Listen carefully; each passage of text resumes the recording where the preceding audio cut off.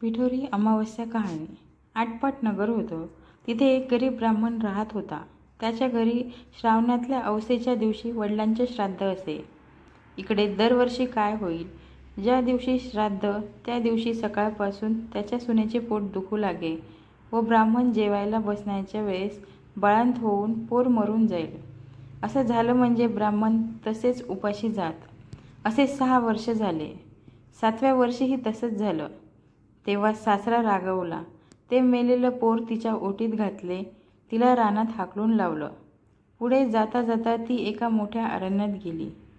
तिथे तिला झोटिंगाची बायको भेटली. ती म्हणाली, बाई बाई, तू कोणाची ग? इथे येण्याचे कारण काय? आलीस तशी लवकर जा, नाहीतर माझा नवरा झोटिंग येईल आणि तुला मारून खाऊन टाकेल. तेव्हा ब्राह्मणांची सून म्हणाली, तेवढ्याकरताच मी इथे आले आहे. झोटिंगाची बायको म्हणाली, बाई बाई, तू इतकी जीवावर उदार का? तशी ब्राह्मणाची सून आपली हकीकत सांगू लागली. ती म्हणाली, मी एका ब्राह्मणाची सून. दरवर्षी मी श्रावणी अवसेच्या दिवशी बाळंत होते व मूल मरून जाते.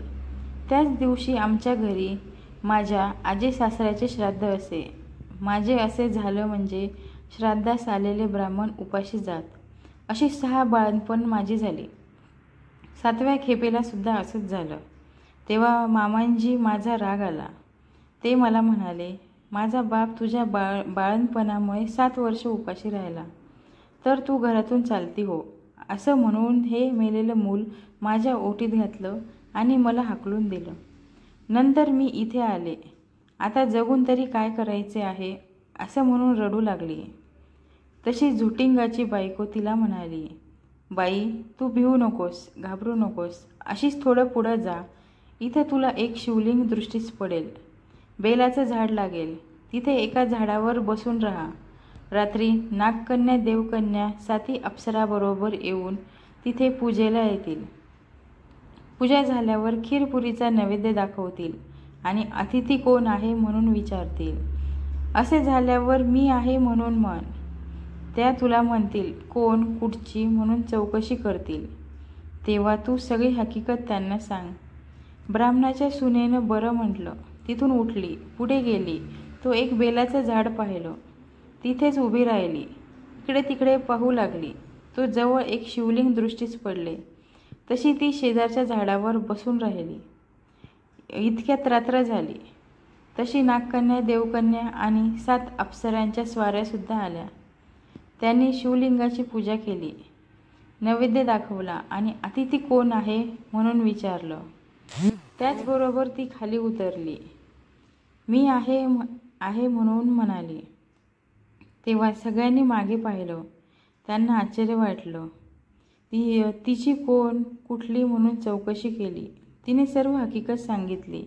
नागकन्या देवकन्यांनी तिच्या मुलाची चौकशी केली. तेव्हा अप्सरांनी ती दाखवली. पुढे त्यांना तिच्या 7ही मुलांना जिवंत केलं आणि तिच्या हवाली केलं.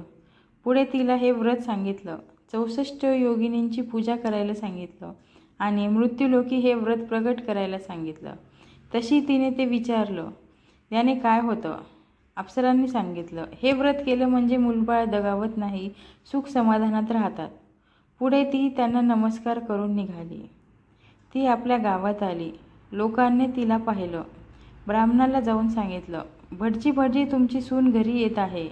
त्याला ते खोटं वाटलं. अर्ध्या घटकेनं पाहू लागला. तो मूलबाळ दृष्टीस लागली. पाठीमागून सुनेला पाहिलं. तसा उठला, घरात गेला. मुठभर तांदूळ, तांब्याभर पाणी आणलं.